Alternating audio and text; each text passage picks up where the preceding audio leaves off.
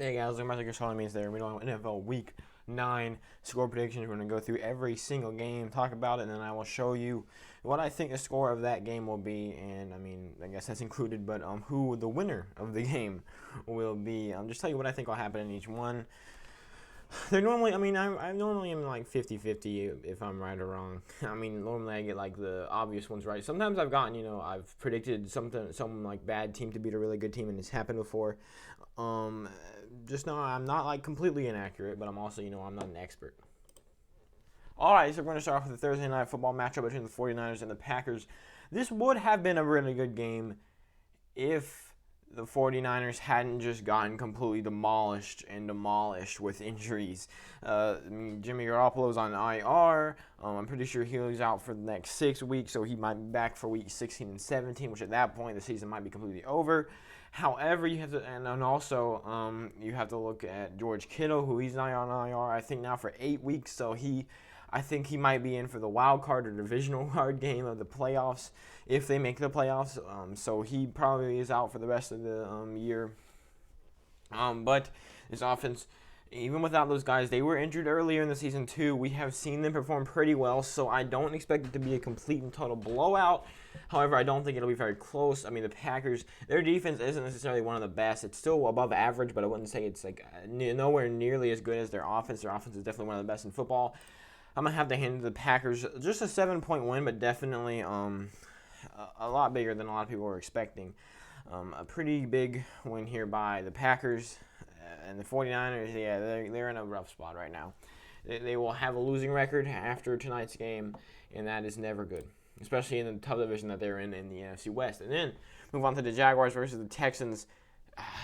The Gardner Minshew, he's out. Gardner Minshew is injured. It's official. So Jake Luton or Mike Glennon is going to be starting. Mike Glennon or Jake, it doesn't really matter. So their offense is going to be playing terribly. They're going to be relying heavily on their defense. And then you also have to look at the Texans. Their offense is definitely doing better, and their defense is meh. So I definitely could see it being a pretty good game, though.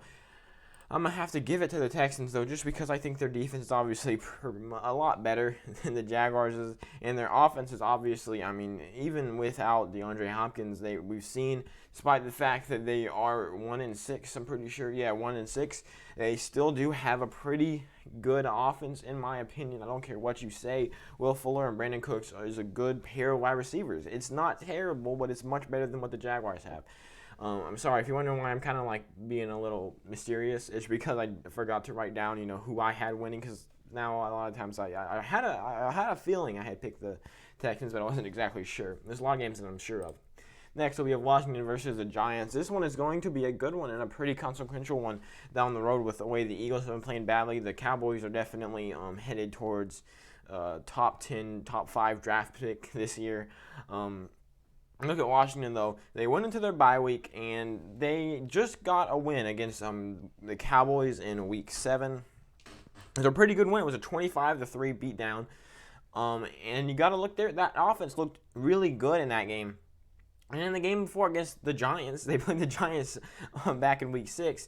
Their offense also looked really good. It was a 1-point loss for Washington just because they went for 2 at the end of the game and really should have just kicked the extra point. If they had made it, we'd all be praising how good of a decision it was. But since they failed it, now we're talking about how bad Ron Rivera is. But Washington, their offense has definitely been getting a lot better, and that defense is one of the best in the league. I don't care what you have to say. That front 7 is still elite. I think they got 6 sacks against the Cowboys. And I know the one thing that's probably going to keep the Giants in this the most is the fact that they had a pretty good game against the Buccaneers, actually, last Monday. I didn't think it'd be a good game at all. I thought it would be one of those terrible Monday night or primetime showdowns like the Cowboys, Eagles were that same week. But no, the Giants went out, they put up a fight, and they almost came back and beat the Buccaneers. I think they were down 25-17, and they almost managed to make a comeback, but it didn't work. And you look at Washington, they've had a week to prepare. It in Washington at this point, and it'll be their first game with fans. And most of the time, you would say, "Oh, well, you know, it doesn't really matter." But no, when it's your first home game with fans, that is definitely going to boost them up a lot. And I'm going to have Washington winning, not purely because of their fan. It definitely does help. Maybe changes it from 26 to 23 to 27, 23. That's how I'm going to have Washington winning a pretty good game. But I think they're going to come back. They'll go 3-5. They'll only be half a game back in the division once again. Right now, they're 1.5. The Giants, of course, are, I think, 2.5. So the Giants, after this game, could be pushed out of this division. I know a lot of times you talk about how close the NFC East is. The Giants are actually pretty close to falling out of competition for this division. I mean, being 2.5 games behind, even in such a terrible division as this, is not going to be very good. It's not going to be easy for the Giants to win 2 games. I mean, which is sad to say, because I mean they've looked like they had so much potential. I mean, with like Daniel Jones and obviously Saquon Barkley, they were such a young talent. Well, not very talented, but they looked like they had potential to do something with the season. And now after this game, they could end up being 1-8, which is really a disappointment. But Washington, they have a chance actually at this division. It's probably between Washington and the Eagles. I personally think the Eagles have the better chance taking it. They have a bye week this week, so I mean we'll see. Anyways, next up, we have the Colts versus what? What is this? Sorry about that. I clicked twice. Are you kidding me? Sorry. I use Google Slides, so every time you click, it switches to another screen. But I clicked, and I thought it didn't register, so I tried to click again, and it moved, but then it moved straight to the score. So we're going to ignore that, and we're going to look at the fact that the Colts, obviously, they completely demolished the Lions, who I think they're pretty underrated in this league, so it was definitely a pretty good, you know, it wasn't like them destroying the Jets or the Jaguars or something like that. It was they beat a pretty good team by 21 points or 20 points. I can't remember. It was 41 to 20 or 21. The Ravens, on the other hand, they got beat by the Steelers, and they still played pretty well. The Steelers are definitely one of the best teams in the league, and you already saw the score. I'm still going to have the Ravens winning just because that offense is so good. I think they'll be able to get past that Colts defense. And you're looking at the Colts offense. It's been clicking, but it's nowhere near as good as the Ravens defense. I'm just going to have them get the comeback win here. Or bounce back win. Sorry about showing you the score. Let me click once. And there we have it. Vikings versus. For a second there, I thought I had left out a slide where I put the little black picture over the score. Because what I do is I go through and I make all the pictures of the score, then I duplicate it and I put the black picture. I'm gonna make a video describing all this at some point. Next we have Vikings versus Lions. This is gonna be a pretty good matchup. I mean, we didn't expect this coming into the season, but the season threw so many curveballs at us that now this is a 3-4 Lions team going up against a 2-5 Vikings team, and it's a pretty good matchup. The Vikings, they finally got a really good win last week, a must-win game against the Packers. They're so inconsistent, though. They might be one of the most inconsistent teams in this league. You can kind of say the same with the Lions. They've been off and on this whole season. 2 of the most inconsistent teams. The Lions, though, I think they might be a bit more consistent in the fact that their offense has looked pretty good. However, Matthew Stafford is out for this game. Chase Daniels is going to be in there, but I don't think that changes very much because Chase Daniels, he's played before and he's looked pretty well. I think he was actually starting for the Bears whenever it was a Lions-Bears game, maybe 2 years ago last year. I don't remember, but and he actually put up a pretty good fight there. Well, actually, Chase Daniels won the game. Sorry. So I think it'll still be a pretty good game, especially with how bad the Vikings defense is. However, I do think that the Lions are actually. Sorry, this is another game where I didn't remember which one I picked, but I think the Lions are actually going to make the win there. I think if Matthew Stafford was in there, it would be a much bigger win, but just how badly that Vikings defense has played and just how off and on they've been, I'm going to give it to the Lions. You can find me like one in the comments, but I have a pretty good record on predicting these things. Next up, Titans versus Bears. Ooh. This one, I mean, it could either be a pretty, in my opinion, I think it'll be a pretty good game or it'll be a Titans blowout. The Bears, I mean, they have, I keep on saying they have a pretty easy schedule coming up, but they still have to fight through these tough games to get there. They're 5-3 right now. The Titans are 5-2. The Titans, they had a rough loss last week, an 11-point loss to the 2-5-1 Bengals. Oh, was it 2-5-1? Yeah, 2-5-1 Bengals. They looked pretty bad in that game, but I'm not going to, overreact from 1 week. You look at the Bears. They also have lost 2 games in a row. They actually brought the Saints into overtime. They had a comeback there. They kicked a field goal at the last second of the fourth quarter to tie it up and send them into overtime. So that's a pretty good by the Bears, but then you look a couple weeks back, they got blown out basically by, I think it was the Rams? I don't know. They were playing somebody and they got blown out pretty badly. Oh yeah, it was the Rams. I think it was 24-10. But the Bears haven't been playing too well. Meanwhile, the Titans look like one of the best teams in the league. and I'm going to have to hand it to the Titans. A pretty handily victory there by the Titans. The Bears are getting exposed. I think what's probably going to happen is they're going to make the playoffs at, like, I don't know. There's somehow... Well, they might actually not make the playoffs because of how good the NFC West is. Who knows? We're nowhere near the playoffs yet. I know we're already in week 9, but still, we've still got almost half the season left to go. Next up, Chiefs versus Panthers. This would have been a predicted. I mean, this would have been this possibly would have been my lock of the week if it wasn't for the fact that finally, after I think 6 or 7 weeks, we are getting Christian McCaffrey back on this Panthers team. This Panthers team is ready to roll. We have now seen how good this team can play without him, and then you add him back in there. Woo! They're gonna have a pretty good offense, and now they definitely got boosted up quite a bit, especially after that pretty bad performance that they had last week. Then you also look at the Chiefs, though.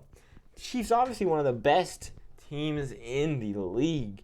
Their defense is elite. Their offense obviously might be the best in the league. I don't know. I had them number 1 in my power rankings. If that tells you anything, they are no way having a Super Bowl hangover. So I do think the Chiefs will win pretty handily here, 31-20. But I don't think it'll be a complete, dismantling of the Panthers. I mean, it's only an 11-point win, which is pretty good for a team playing the Chiefs. I think the Panthers, they're going to fall to 3-6, I believe. Yeah, they're going to fall to 3-6, and that is not good, not in the slightest.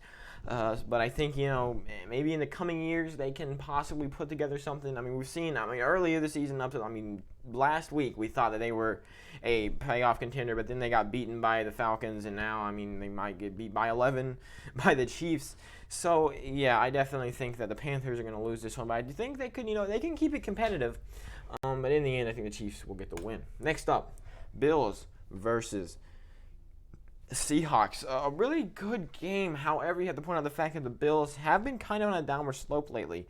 Last week, they barely beat the struggling Patriots. The Patriots have, their offense is obviously completely collapsed around them. Their defense, the Patriots' defense is. Well, why are we talking about the Patriots? But the Bills, they barely beat the struggling Patriots, and before that, they barely beat the Jets, and then before that, they've had the past 4 have been kind of rough weeks.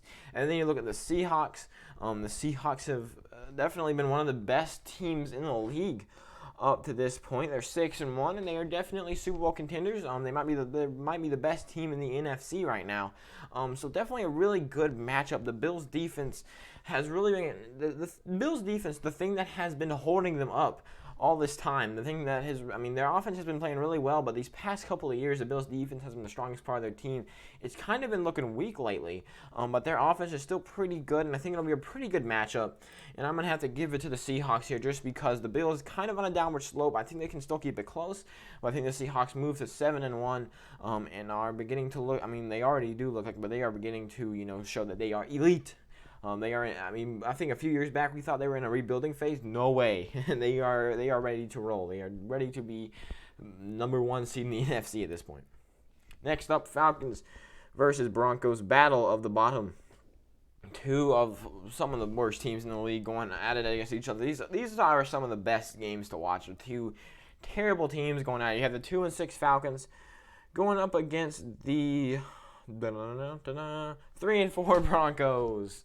Yeah, it's not looking too good for either of those. The 3-4 isn't a bad record, but looking at how badly the Broncos have played, it's not looking too good. The Falcons, on the other hand, their offense has looked explosive at some points, especially we saw last week, whenever they managed to beat the Panthers. Their offense definitely played pretty well. Their defense showed up at the end with the interception to ice the game. Their defense finally helped them. They didn't choke last week. They were in prime choking position. They were only up by 8, and they had the Panthers driving down the field towards the end of the game. And they could have, if they had let the Panthers come back, that would have been a pretty bad choke. But no, they managed to pick off Teddy Bridgewater. So they finally are looking up. Things are looking up for the Falcons. However, they're 2-6, and this season's probably over. But again, the Falcons definitely looking much better. We've seen that in a lot of years whenever they've had rough beginnings, like terrible beginnings, like 2-6 beginnings, and then kind of gone a bit better towards the end of the season. The Broncos, on the other hand, they managed to beat the Chargers, which is definitely a really good thing. However, they still, again, I'm not going to overreact from 1 week. We saw weeks prior they have looked terrible. They have looked like one of the worst teams in the league.